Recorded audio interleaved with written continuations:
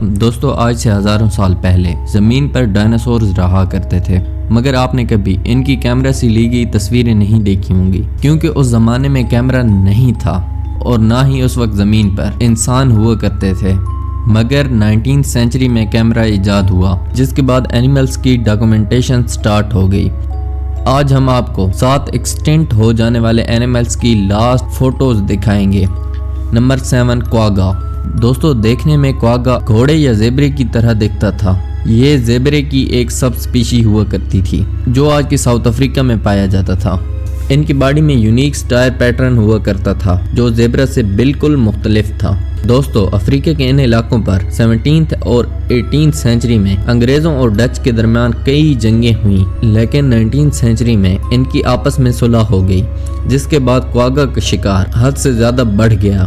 یہ ہے کوآگا کی لاسٹ پکچر۔ یہ ایک فیمیل کوآگا کی لی گئی تصویر ہے جسے ایمسٹرڈیم کے ایک زو میں رکھا گیا تھا۔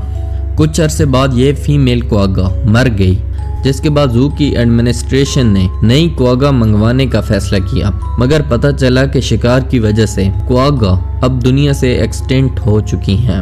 Number 6 Carolina parakeet. دوستو یہ پیرٹس کی خوبصورت ترین سپیشیز میں سے ایک تھی جو امریکہ کے جنگلوں میں رہا کرتے تھے۔ یہ زیادہ تر فروٹ اور سیڈز کو کھاتے تھے، اسپیشلی کوکلیبر کے سیڈز کو۔ یہ بیج کافی ٹاکسک یعنی زہریلے ہوا کرتے تھے، اسی لیے پیراکیٹ ان کو کھانے کے بعد تھوڑے ٹاکسک ہو جایا کرتے تھے، مگر یہ بیج ان کی ایکسٹنکشن کی وجہ بالکل نہیں ہے۔ دوستو اس ٹائم امریکہ میں اصلی جانوروں کی کھالوں یا فیدر سے بنے کپڑے بہت پسند کیے جاتے تھے۔ اس دور میں ایک خاص قسم کی ٹوپی کافی فیمس ہو گئی جس پر پیراکیٹ کے پر لگائے گئے تھے۔ بیکاز آف دس پیراکیٹ کا بڑے پیمانے پر شکار شروع ہو گیا۔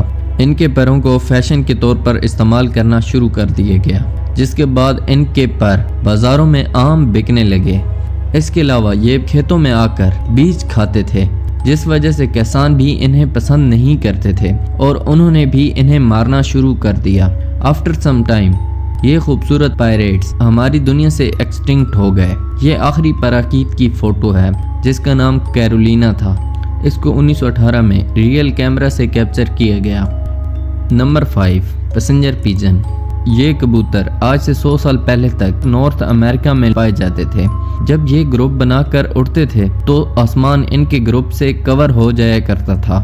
ان کی پاپولیشن کا اندازہ آپ اس بات سے لگائیے کہ ان کے گروپ کو سر کے اوپر سے گزرنے میں گھنٹوں لگ جایا کرتے تھے۔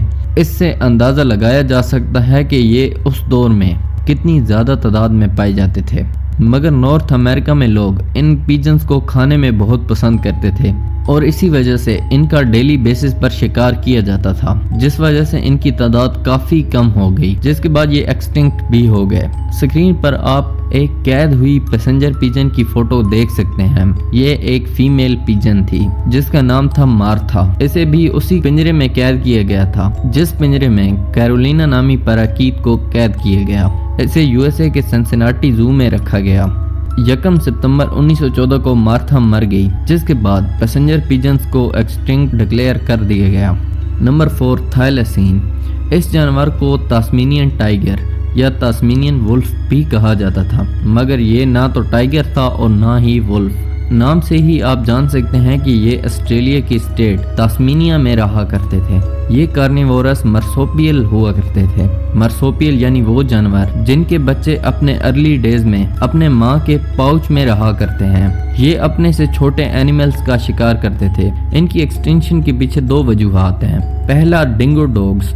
دوستو یہ کتے آسٹریلیا کے نیٹیوز نہیں تھے، انسانوں نے خود ان کتوں کو آسٹریلیا میں چھوڑا۔ ڈنگوز کے آ جانے کے بعد تھائلسین اور ان کتوں میں خوراک کا کمپٹیشن شروع ہو گیا، جس وجہ سے تھائلسین 3000 سال پہلے مین لینڈ آسٹریلیا سے ختم ہو گئے۔ ان کی ایکسٹنکشن کی دوسری وجہ ہے تاسمینین گورنمنٹ۔ مین لینڈ سے ختم ہو جانے کے بعد تھائلسین کی جو آبادی تاسمینیا میں بچی وہ یہاں کے چھوٹے جانوروں کے لیے خطرہ بن گئی۔ ایکو سسٹم کو بچانے کے لیے یہاں کی گورنمنٹ نے انہیں مارنا شروع کر دیا، جس کے کچھ عرصے بعد یہ جانور دنیا سے ایکسٹنکٹ ہو گئے۔ یہ ہے تھائلسین کی آخری لی گئی تصویر۔ اسے ہوبرٹ زو میں رکھا گیا تھا۔ Number 3 Barbary lions. دوستو لائنز کی یہ سپیشی اب اس دنیا سے ختم ہو چکی ہے. یہ افریقہ میں پائے جاتے تھے اور یہ افریقن لائنز کی ایک سب سپیشی تھی. یہ موروکو کے اٹلس ماؤنٹینز میں پائے جاتے تھے.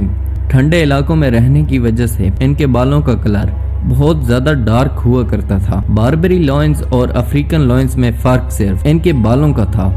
یہ اتنے خطرناک ہوتے تھے کہ پرانے زمانوں میں انہیں گلیڈیٹرز کے ساتھ لڑوایا جاتا تھا.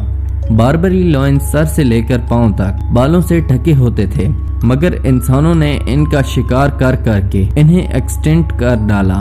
ایک فرینچ فوٹوگرافر فریڈلن ہیلی کاپٹر پر بیٹھے موروکو کی طرف جا رہے تھے. جب یہ اٹلس کی ماؤنٹینز کے اوپر سے گزر رہے تھے تب انہیں ایک باربری لائن دکھائی دیا. انہوں نے اپنا کیمرہ نکال کر باربری لائنز کی یہ تصویر بنائی.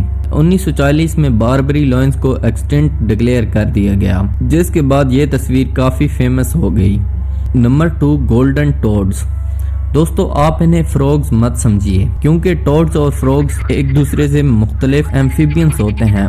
یہ پوری دنیا میں صرف کوسٹاریکا کے جنگلوں میں پائے جاتے تھے، جن کا کلر کافی برائٹ تھا. انہیں 1966 میں ڈسکور کیا گیا، لیکن صرف 14 سال گزرنے کے بعد 1980 میں جب ان کی پاپولیشن کاؤنٹ کی گئی تو پورے جنگل میں صرف 10 سے 11 گولڈن ٹوڈز ملے.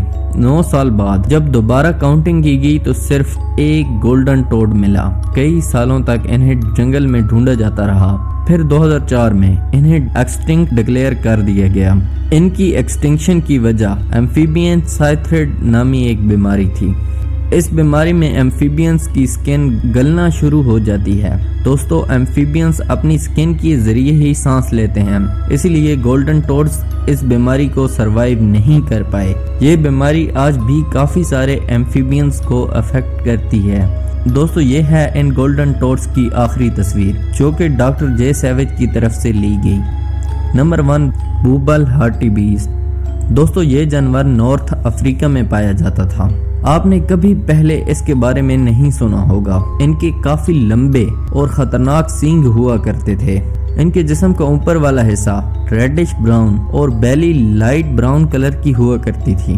یہ ہاربی وور جانور تھے. 19ویں صدی میں فرانس نے الجیریا اور دوسرے کئی نارتھ افریقہ کے ریجنز کو کولونائز کرنا شروع کر دیا، جس کے بعد فرانسیسیوں کی جانب سے ان کا بے دریغ شکار ہونے لگا. اسی وجہ سے بوبل ہماری دنیا سے ایکسٹنکٹ ہو چکے ہیں. 1917 میں آخری بوبل ہارٹی بیسٹ کے گروپ کو دیکھا گیا، بٹ بدقسمتی سے انہیں دیکھنے والا خود ایک شکاری تھا، جس نے ان 15 میں سے 12 ہارٹی بیسٹ کو مار ڈالا. باقی جو بچے وہ تینوں میلز تھے. یہ ہے اس ایکسٹنٹ ہو جانے والے جانور کی آخری تصویر، جو 1933 میں پیرس کی زو میں لی گئی. دوستو اگر آپ کو ہماری ویڈیو پسند آئی تو ہمارے چینل کو سبسکرائب اور ویڈیو کو لائک کر دیں.